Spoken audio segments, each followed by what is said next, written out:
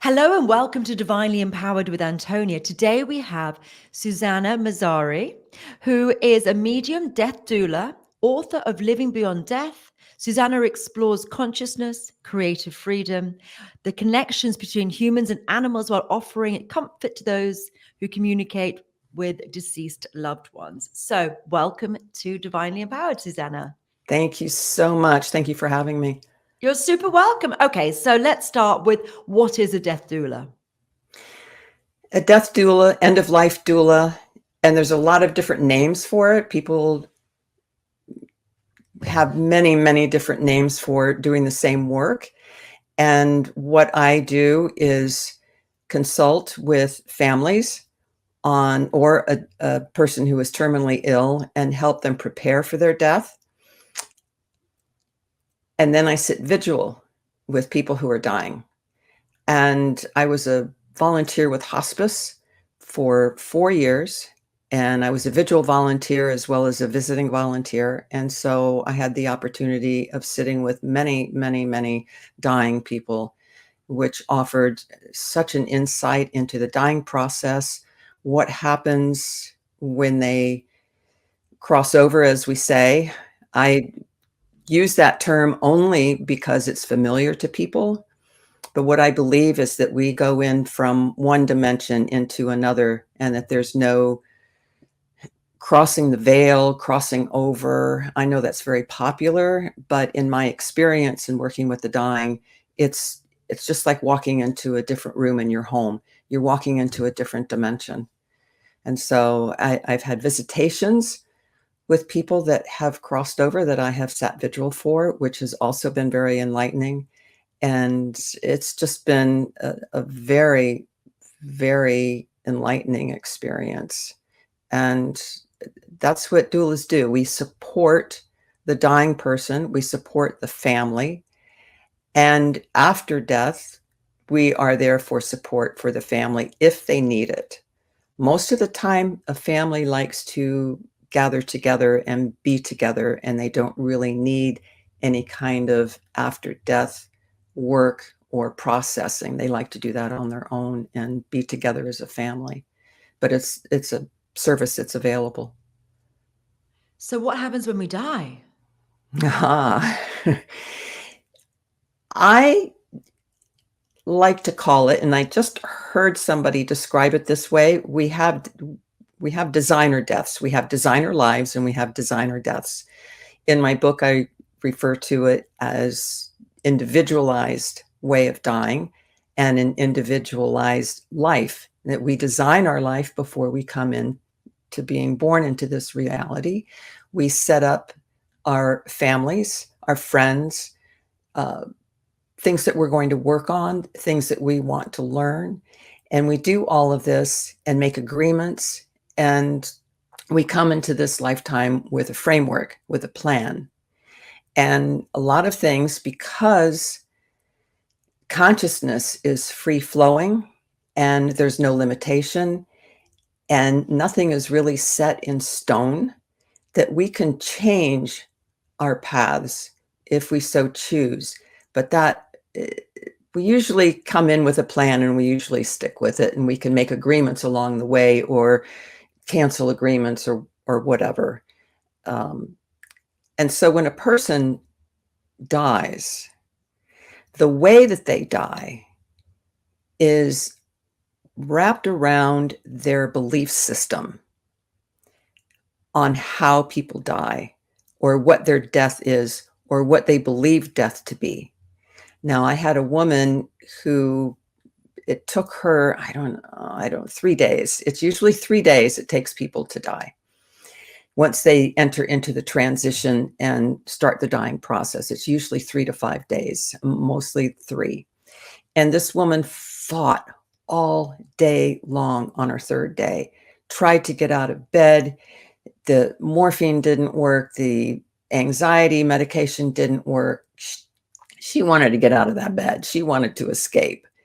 And it wasn't until her last couple of hours that she calmed down and let go. What I received after death was that that's what her belief was. She believed that she was supposed to fight death. And that's what she did, according to her beliefs. People who have certain belief systems, if they're very religious, I've seen them see angels. A lot of times, family members and friends and pets can be in the room with them. A lot of times during the transition phase, when they're still conscious, they will see these relatives or their pets. They will talk to them. They will have conversations with them. And one thing that medical staff is learning now is to let them alone and let them talk, and don't try to correct them. If you don't believe that they're speaking with deceased loved ones, don't say anything. Just let them speak, because they really are talking to them. And so during the dying process, and when they go into this transition, people stop drinking and eating. And families think that, oh my God, they're starving and they need something to drink. They need an IV to get fluids in them. It's not that way. They do not feel hunger like we do when we get hungry, when we haven't eaten after 6 hours. They don't feel it. And they're not thirsty anymore. And the body is shutting down. And the body, we've been dying for a long time. Ever since man has been on this earth, we know how to die. It's genetically coded within us. Our body knows how to do it. And everything shuts down in its own timing. And like the chakras, we have the 7 main chakras, and then we have like hundreds of other chakras within our body, these energy points. They're all over. And the chakras, a lot of energy workers like to come in, if it's with permission from the family or from the dying person previously, to do energy work on them. And they try and level out the chakras or give this chakra more energy. No. They know what they're doing. Everything shuts down in its own timing. Everything vibrates in its own vibration and frequency. And the body knows what it's doing. All you need to do there is to be a comfort to the person who is dying, and be a comfort to the family, and let them know that everything that's happening is normal and natural. And so when people go into this unconscious state, they go into rapid breathing, and which it's not very pleasant to hear, but it's called guppy breathing. And there's apnea that happens. So they're doing this rapid breathing, and then they go into this apnea. They hold their breath, and then they start breathing again rapidly. And this goes from rapid breathing to occasionally having the apnea to having more apnea instead of breathing, until the person takes their final breath. And I get really emotional. Sorry.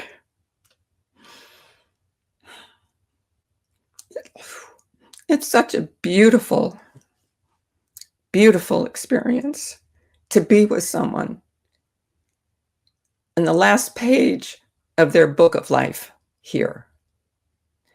And it is such an honor to be with the dying and to be of comfort. And all you need to do, you don't need to talk to them a lot, even though they do hear you up until the last moment that they're in their body. Talking to them sometimes creates a distraction for them, because they're so focused on leaving and so focused on dying, that when a lot of people talk to them while they're very close to the end, it can be a distraction. We don't always know. The person can't speak. So a gentle touch, holding their hand, gentle talking, quiet talking, and saying, you're doing a good job. You're doing a good job.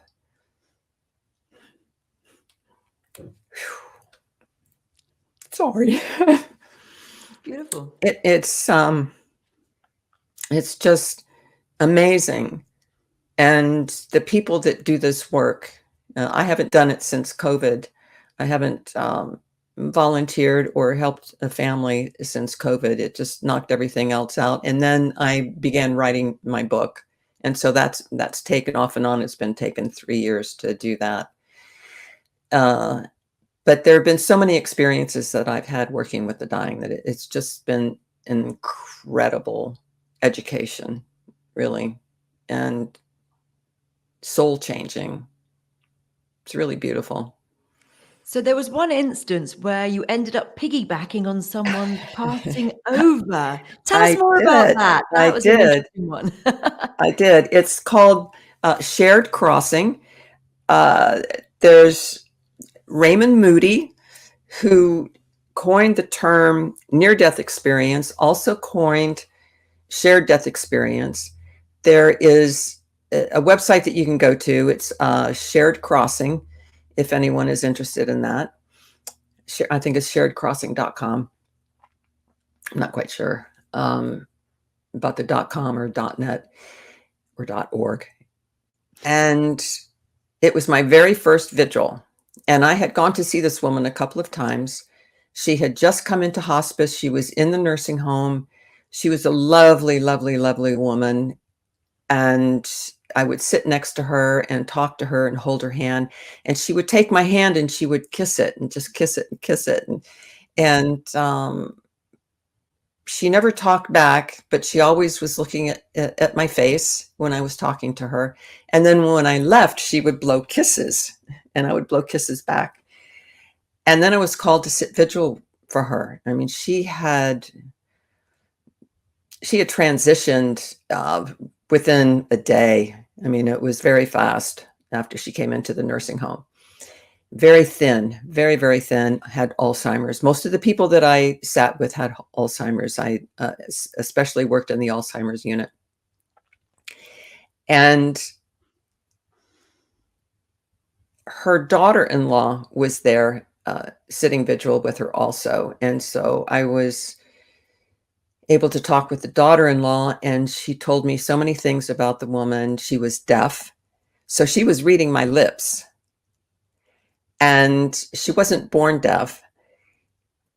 I don't know what happened to her through the years, but she didn't want to get hearing aids because she couldn't afford them. She always had low-paying jobs, was a single parent, was married twice, but mostly a single parent, and had problems with her knees and other health problems.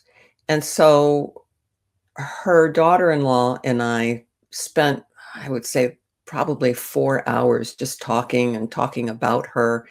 And then the apnea began.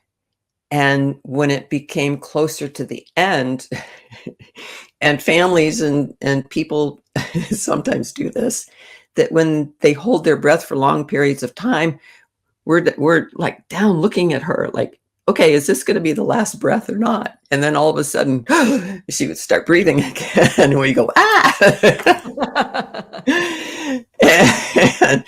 and so it got closer and closer. And as she took her last breath, and she was also, now this is important to note too, that not everybody stays in their body until their last breath. Some people leave before their final breath. This woman was in and out of her body like the whole 4 hours that her daughter-in-law and I were talking. I would see her next to the bed, and then she'd be back in her body. And then a little while later, she'd be standing next to the bed, and she would do this back and forth. And my only assumption is that she was getting used to being in spirit. And so she was going in and out. So she was getting used to not being with a body. And as she took her last breath, I was like brought into this vision of her. It's weird to explain. I was with her, but yet I was also an observer. And she took me as she crossed, And she was running through this beautiful, it was just beautiful field of yellow flowers. And they were all kinds of flowers, flowers that don't even exist in our world, in our physical world, and a lot of flowers that I recognized, and they were about shin high. And there was a huge mountain in the back, and there were mountains on the sides, and forest, and it was just extraordinarily beautiful. And the colors were vibrant. And she's running through this field of flowers, and I could feel her father waiting for her. Couldn't see him. He did not communicate with me, but I could feel him. And she was running through this field, and as she was running, there was not one flower that was disturbed. And she reverted to age 12. And age 12 for her was when she had no responsibilities. She was in perfect health. And she had long, beautiful, thick hair.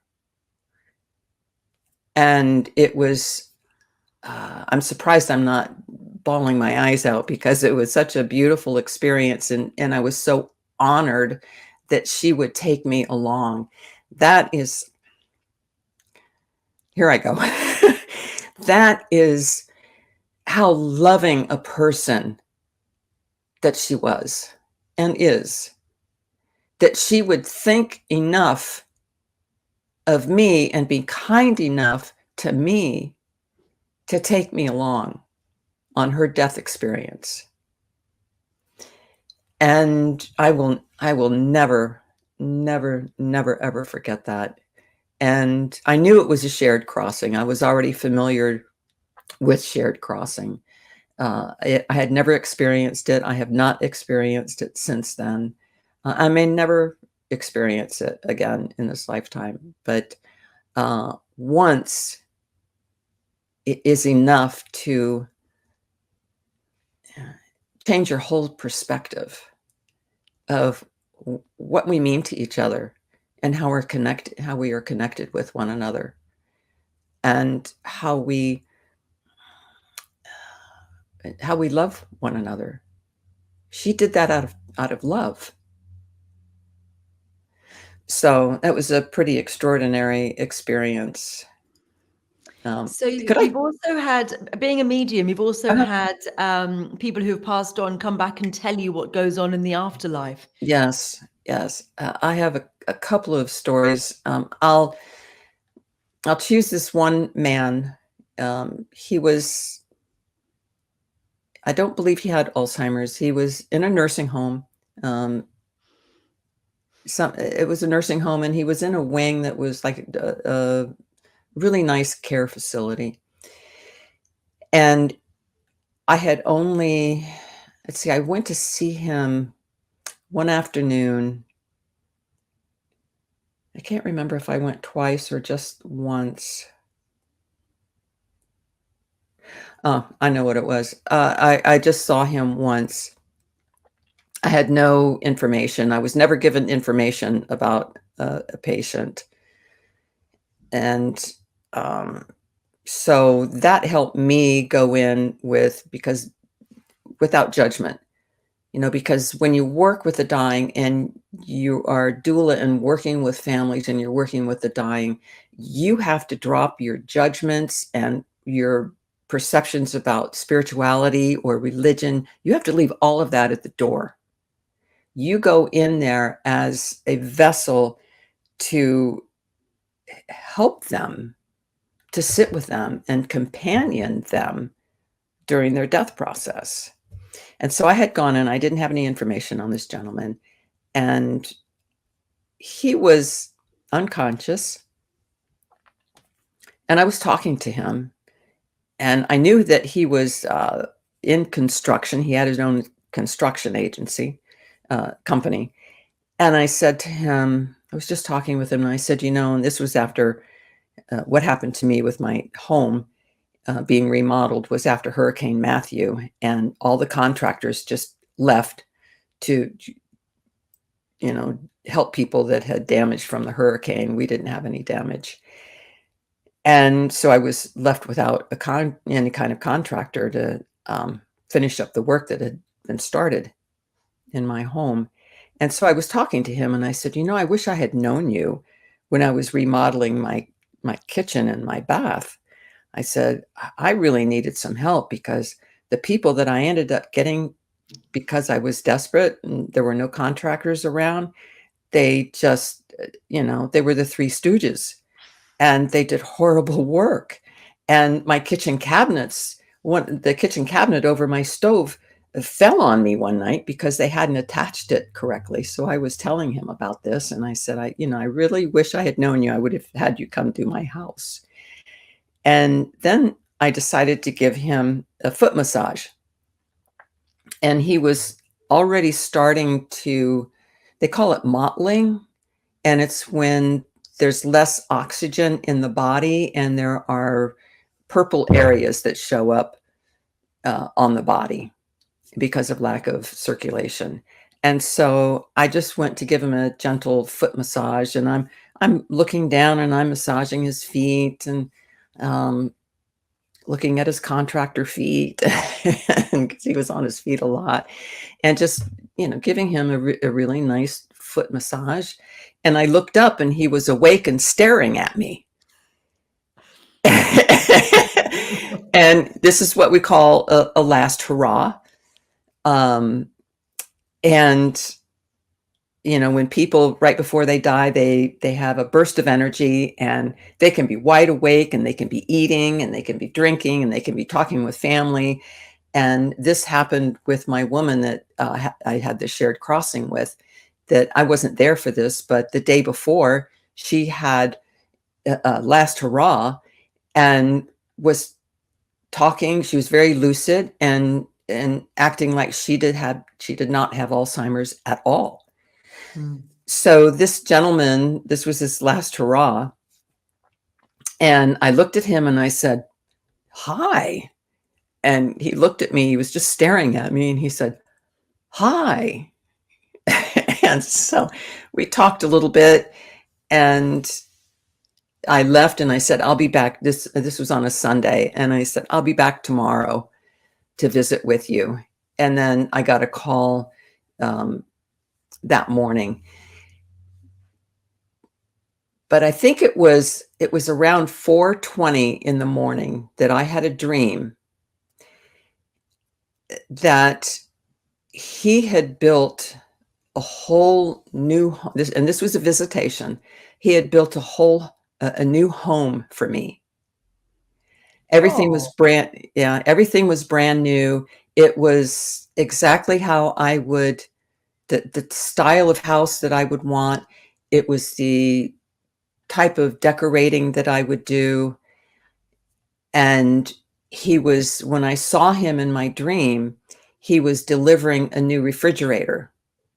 And he was dressed in these off orange overalls, and brand new. And he looked like the guy on HGTV. I think his name is Mike Holmes, and he's from Canada. And I watched him for years, and he would go in and fix what contractors screwed up in somebody's home. And he looked exactly like him, but not him, at the same time. And so he had on these work boots, brand new. And I was just in awe of my new home. And now, you know how dreams are. I had written him a check and I handed him the check. This was in the dream and visitation of me thanking him and handing him this check. And so that was the dream was at 4:30. I called the nurse that had the hospice nurse because I was friends with her. He died at 4:20. He came to visit me at 4:30, I believe it was. It was like within 10 minutes of his death. He came and gave me that house. Nice. And it was like, oh man, people are so amazing. Can be. They're so amazing. So what about death anxiety? So that's very common. It is.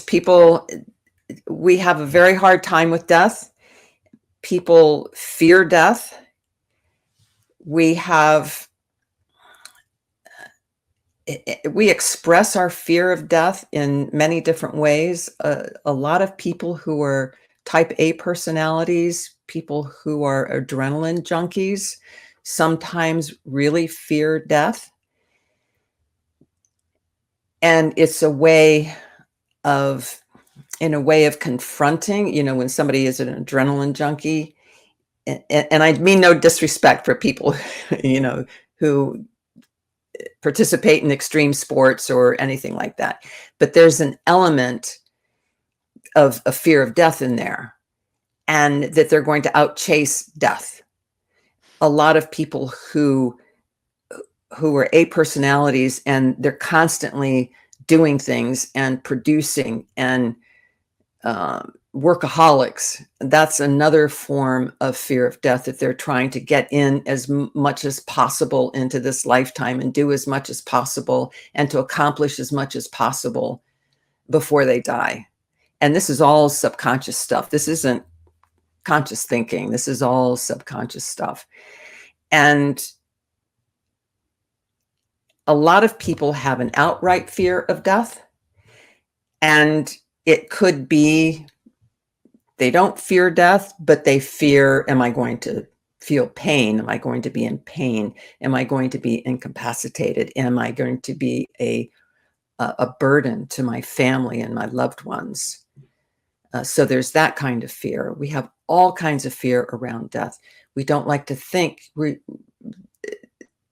about our own mortality. And people don't get their wills done. They don't have any advanced care planning where they can put down in writing exactly what they want in their death. I find Whether that's so strange. I don't know. I decided to become a tree. I've done the tree pod. That's in my will. Have you seen that? yes, They yes, take your ashes and make you into a tree. So I've decided yes, to become a tree. yes, yes.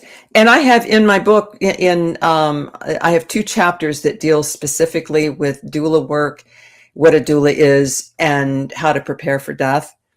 And it's in the art of dying. And there, I have a whole list of things that you can do with your body, different ways that you can. What can you do with your body? Give us the list. Oh God. You can become a diamond. I know you can become a diamond, can't you? With your ashes. Yes. Yes. Yes. So there's a Viking burial at sea. Yeah. Oh, that's what I would do. I would want to be set on fire out in the. That sounds really cool. Out in the lake or something like that. There's sky burials.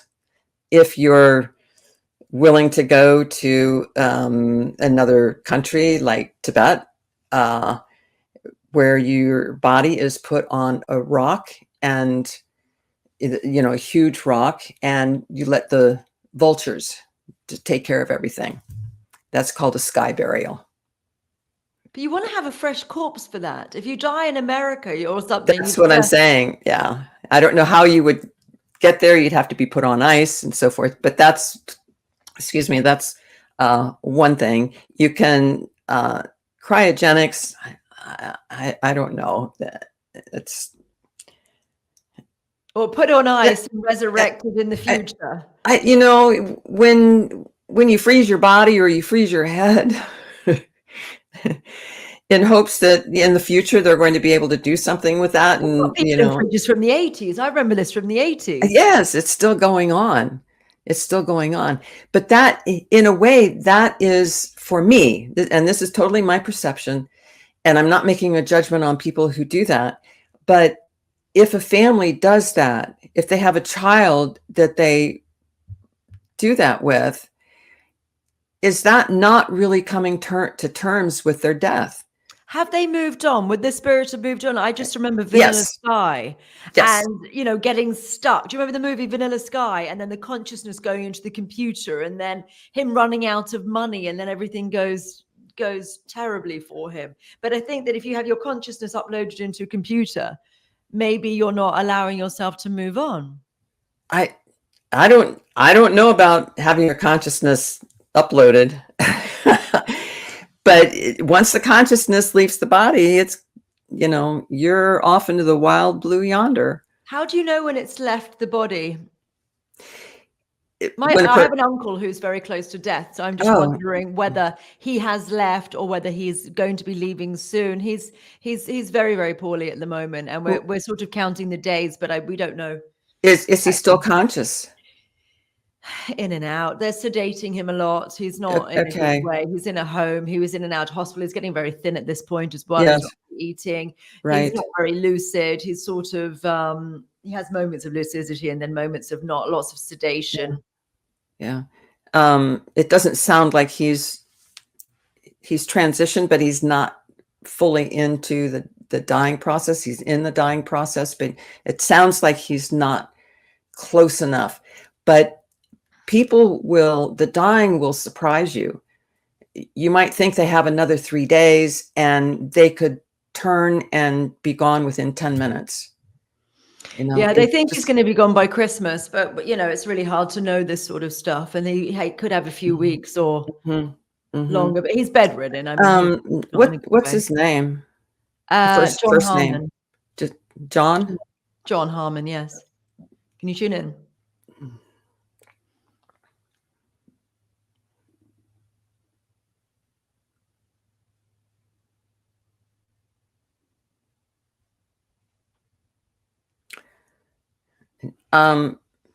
Now, when I ask to connect with a person's consciousness, it's totally up to them.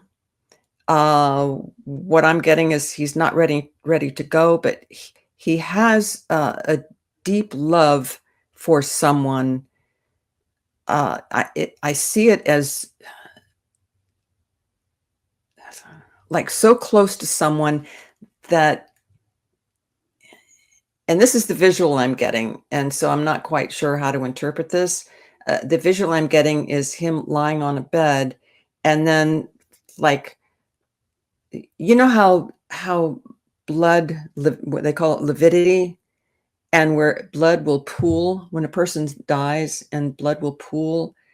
It kind of feels like that is underneath him. And I'm not quite sure how to, like, inside of him, but like on the bottom, if he's lying on his back, it would be very close to the skin, and it kind of molds his body. And it's brown. I see it as brown.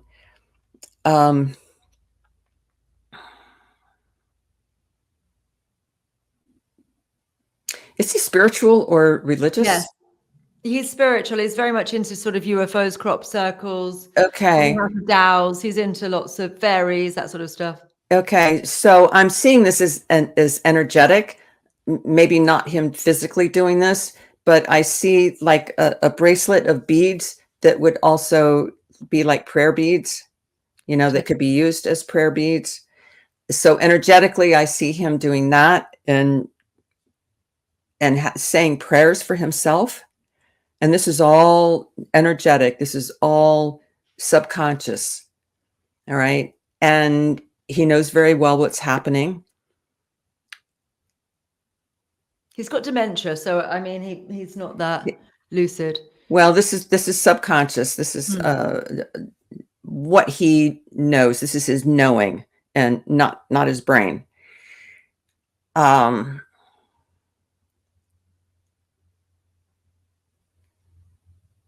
It's going to be very peaceful for him. He's expecting a very peaceful death, and he's ready. I think he's been ready for a while. He's been saying that he wishes he was dead. He's his soul. He's been in pain, and he's just the biggest issue he has is his brain's never been quite right. He was he had a full blood transfusion when he was born, and his His brain and concentration has never been quite right. He's never Right. really had a job. He's never really had Right. a girlfriend. He's never really experienced life fully. I feel very that he is his soul, his energy, his essence. He's very calm about this. He's ready, but it's not time. Any idea when time might be? Mm-mm. It's all up to him. It's all up to him. Mm. He's working on things, which is why the prayer beads. And he's just going, he's just like taking inventory with them. It's like going through these beads and he's taking inventory of his life. Okay. And so this is on a soul level. And he's very, very calm, and there's no anxiety about this at all. Good.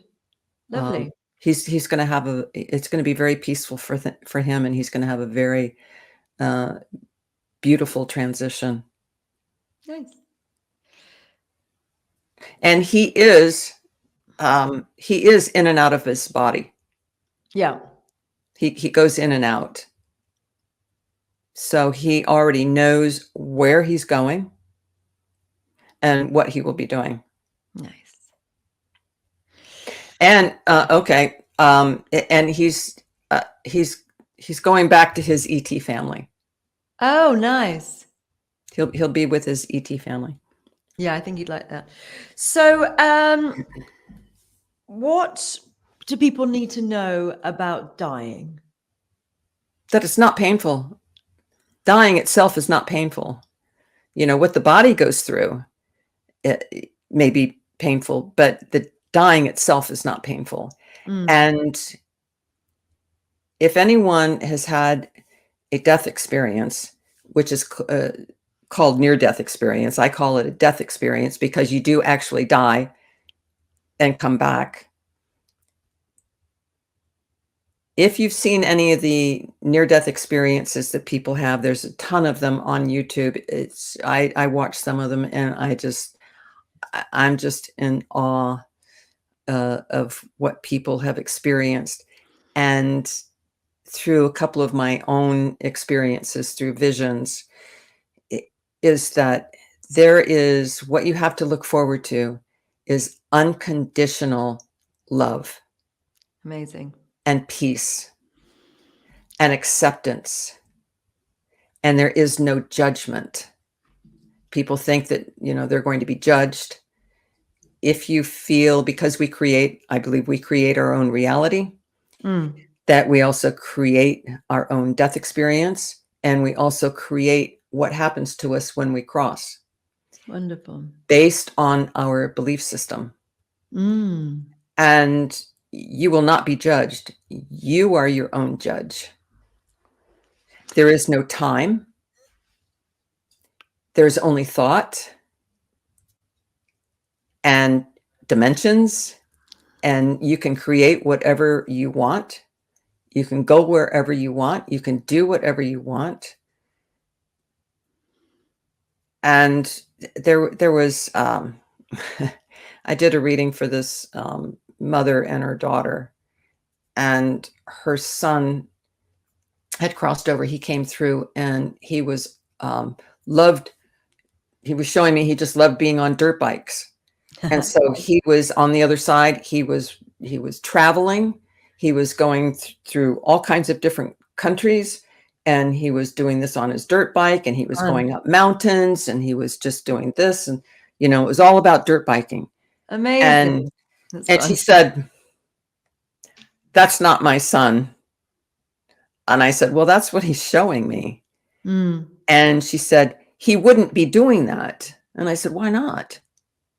I said, "They can do anything they want to when they're on the other side." And she said, "Because he was wheelchair bound through his entire life." It's like, well, he's not wheelchair bound now, and he's doing what he wanted to do when he was alive. So you can do that. There's another woman who she comes to me every year because her daughter had died in an automobile accident when she was 16.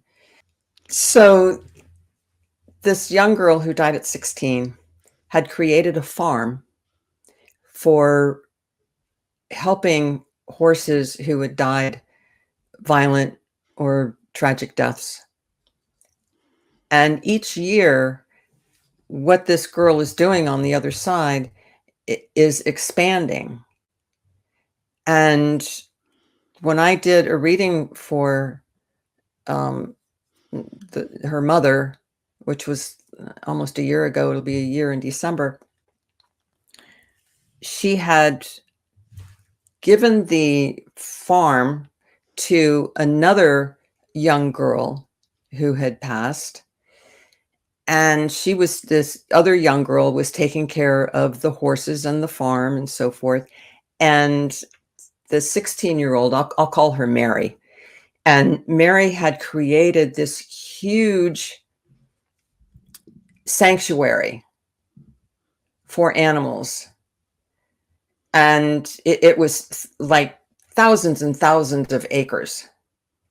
And there were all kinds of animals walking around, giraffes and elephants and, every kind of animal that you could think of that needed a sanctuary, needed a place to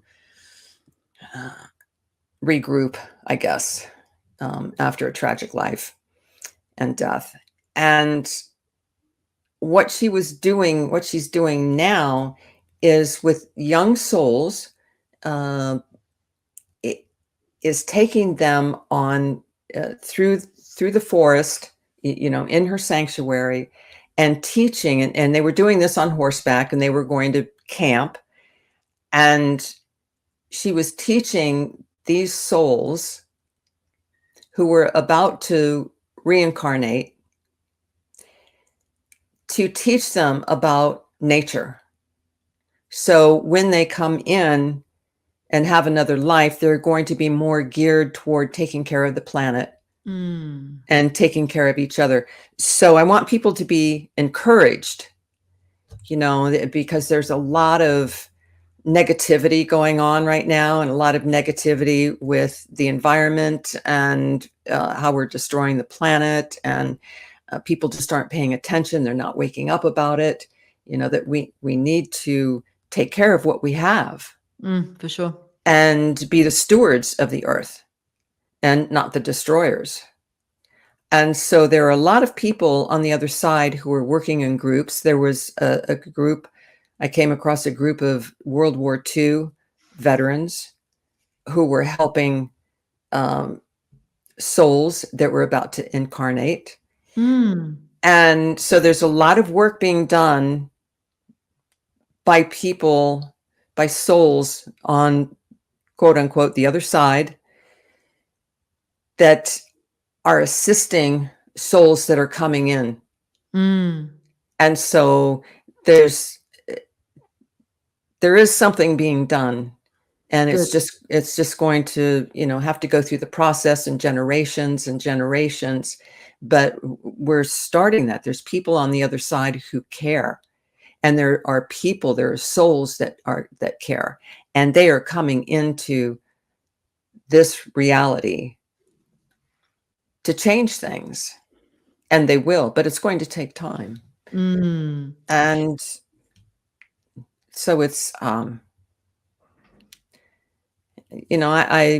keep a positive outlook, and I believe in humanity. I'm not always pleased with human beings on a one-to-one basis, but we are so powerful. Our consciousness is unlimited, and we put all of these restrictions on ourselves and other people, and we are such powerful creators and co-creators, and we have the ability. We could make this world a paradise if we wanted to. We're not sent here to suffer. We choose to suffer. That is true. So your book, tell us about your book, Living Beyond Death. So it contains all the things we've been speaking about. Anything It does. Else? Anything else you want to highlight about your book? I I have a list of the chapters. Mm-hmm. So there's the prologue, and which just basically is short for what the book is about. Dear Reader, which is a lot of my background. Dear Reader has a lot of, it's long, but it's good. And it talks about where we are with consciousness. And the first chapter is the fascination with life and death. And this is where I have some really wonderful stories. There's a story of Anne Green's hanging in 1650. And this all goes back to our fear of death and how we try to beat death. And so Anne Green's hanging was in 1650 in England. And she had become pregnant. She was a maidservant, and she had become pregnant by the I don't know what you call him. Sorry. The master of the house. Yes, by his grandson. And she either had a stillbirth or I believe it was a stillbirth, and she buried the baby. And somebody found out about it, and so she was hung. And on the property, they built a gallows and they hung her. And at that time, when someone was hanged, they had to stay on the rope for 30 minutes before they took them down to make sure that they were dead. And so her friends and the other servants in the house, they would pull her down and then lift her back up again and pull her down, trying to make the process a lot faster for her. Well, you need to break the neck, don't you, and put them over the edge of something rather than just suffocating. Yes. And so they took her down. They took her to the Oxford Medical School, and somebody discovered she was still alive. And so they pounded on her chest. There's several stories. When I looked all of this up, there were several stories. The one that I went with was that he had stomped on her stomach and her chest and to try and revive her. And then eventually she was revived. And then in 1769, there was the Anne Wortman drowning in Amsterdam. And they revived her. They took her to a tavern into the upper floor and had the apothecary come. And what people did to revive, and this is all how we have come to having CPR and reviving people and using, the electric, what do you call it? Defibrillator. Wow. Yes. And so they tickled the back of her throat with a feather. Now this is my favorite part of the story, because what they did at the time is that they would blow smoke up a person's rectum to help revive them.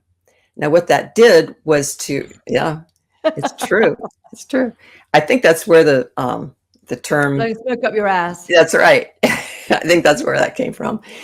And it was to stimulate, because tobacco is also a stimulator as well as a depressant.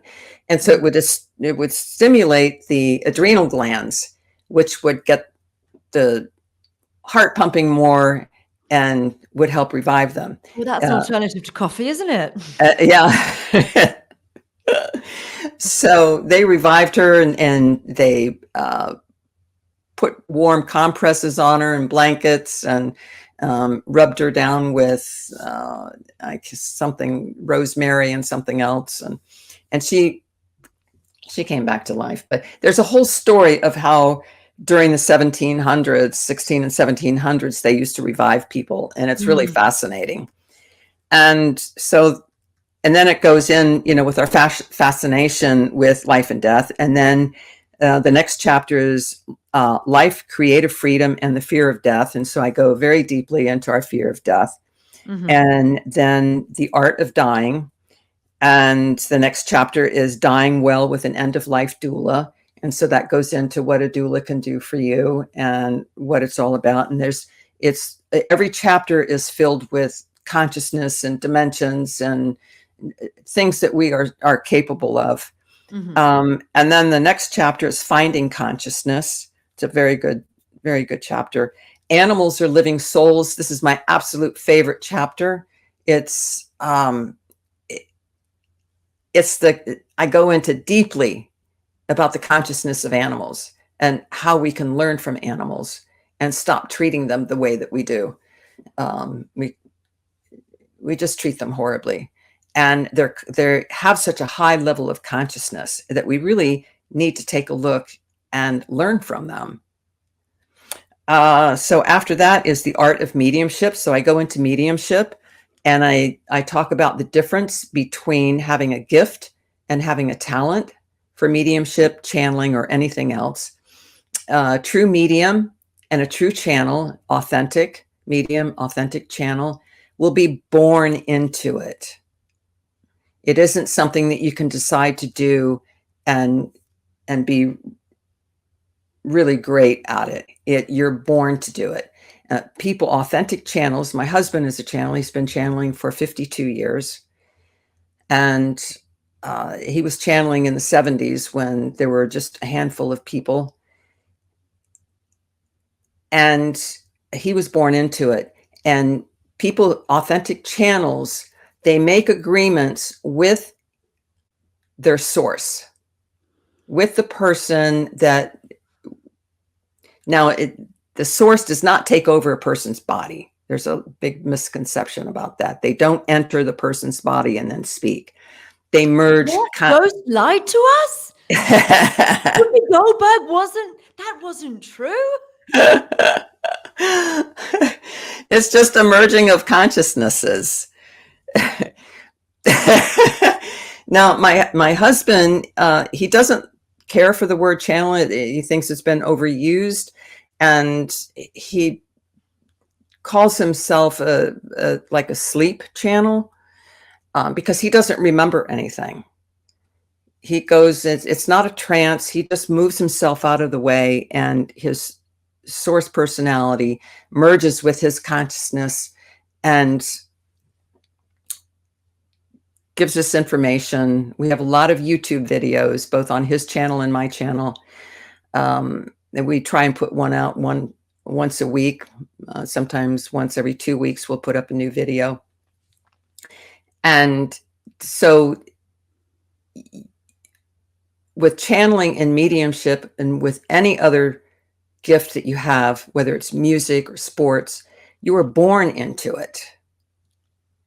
And you get nudged along the way in your lifetime to nudge you in that direction. Now, everyone is born with all possibilities within them. So if you have a talent for mediumship and have a talent for channeling, it is something that is already within you, like everybody else walking the planet. It's like intuition and inspiration and everything else that that comes along with us being human. Since we're born with all possibilities within us, you can develop healing, energy healing, mediumship abilities, channeling abilities, but it doesn't mean that you were born into it. Does that make sense? You can have the talent for it, but you may not have the gift for it. Does that mean that you're less good at it? Yes. Right. So the natural ones. So the ones who are gifted are the ones which are born with it, and the talented ones have developed it later, but they may not have the deep connection in the same way. Yes, exactly. Yeah. That kind of sums things up very well. But I go into it. It doesn't. It's like a gift and talent are so close together, but if you're born into it, you have both. You have both the gift and the talent. If you're not born into it, you may just have the talent. Okay. Is that the last chapter in the book? No. Dreams, dimensions, and imagination. That is, to me, exceptional. That's an exceptional chapter because I go into all kinds of different dreams, where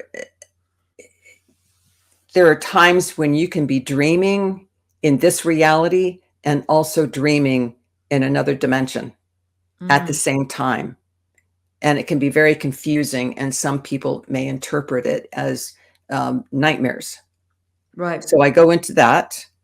I go into deeply into dreams, dimensions, and using your imagination. And sprinkled throughout the book are exercises for people to do. One of the exercises in the dream chapter is having a pretend dream. When you go to sleep at night, or whether you take a nap during the day, anytime you go to sleep, picture in your mind how you, and not use, you can change it around, but have the same theme of what you want to dream, and just keep thinking about that, keep imagining it, because you're using your imagination, and imagine the kind of dream that you want to have, and do this over and over and over. Do it every time you go to sleep, right before you go to sleep. I have a problem because I go to sleep really fast. And so before I've even finished a thought of the dream that I want, I'm already out. I go to sleep fast as well. It's a beautiful thing. It is. It is. And then automatic writing. I have a section. It's a short chapter, and it's on automatic writing that I received. And I printed out something. I was wondering if I could read it. And this was something. Yes. Okay. This was something that I got in automatic writing. And I have 3 personalities that help me with automatic writing. And so this was talking about love. And Love. Oh, yeah, yay! And if you watch the YouTube videos on people who have had near-death experiences, they will all tell you it's all about love. It's all love on the other side. It's all love. And so this came through one afternoon. Love matters. Love is the driving force of the universe, which is consciousness. Consciousness is love. Love is the primary law of the universe. It would behoove all to think of our universe as living, breathing, fluctuating, ever expanding and contracting entity whose sole purpose is creation. Love is deeply implanted in the purpose of the universe, and it is out of love that you exist. It is because of love that you are here to express your own purpose, your own individual and collective expressions of the very love that brought you here. Love does not conquer all because love is the all. It is everything. It is out of love that you need to understand that consciousness is the basis of the whole of existence. Love is the binding factor of all life. When humans understand the fountainhead of love and embrace the love of one's own existence and personhood, love will stream to Mother Earth and all her inhabitants. No longer will creatures fear man as the destructors, and will see man as protectors and co-creators of this majestic reality, our shared universe and universes beyond. Beautiful. Well, I normally ask for final words of wisdom, but maybe that was it. Or do you that might be a great closing. Wisdom. Was that it, or do you have other final words of wisdom? That was it. That was the only thing that I printed out from the book. Amazing. Yeah. But from you about death, just final words of wisdom about death and about moving beyond and how death really is? What would you, as final words of wisdom, like to say to our audience? I just want to assure you that you are here for a reason. You have purpose. You have people around you in spirit. And death is nothing to be afraid of. You've probably done it 100 times. And what you have to look forward to is complete love, peace, non-judgment, and creation. And I just want to let you know that it is important how we treat one another. There was a woman that I'm retired with FedEx, and I was working the front counter. There was a woman an older woman that came in whose daughter was in Hawaii with breast cancer. And I would help her fill out her paperwork, which I wasn't supposed to do. And I would help her package up her gift boxes to her daughter, help her with the paperwork. And she came in and I said, "No care package?" And she said, "My daughter died." Oh. And immediately her daughter came through, and I could see her with a nurse's hat, one of the white, stiff nurse's hat. And she said that her daughter was a nurse. And I didn't tell her that her daughter came through, but her daughter just came through and said, "Thank you for being kind to my mother." Everyone that you encounter, doesn't matter how nasty they are, they have people in spirit who are with them, just like you do. And they see everything that goes on. So when you extend kindness and love to other living things, not just another human being, but all living things, it's seen. And it matters how we treat people. So I just want to tell you, you're beautiful. You're here for a purpose. And you're on the right track. No matter where you are where you're supposed to be. And you have something so extraordinary waiting for you. And I wish you all the love in the world. Beautiful. So, Susanna Massari, thank you so much for coming on today. Thank you. Your links are there, Susanna Massari. You'll find you on Facebook and Instagram and YouTube. And yes, thank you very much for joining me today. And thank you, everybody, for joining and watching today. Like and subscribe if you haven't already. And bye-bye. Thank you.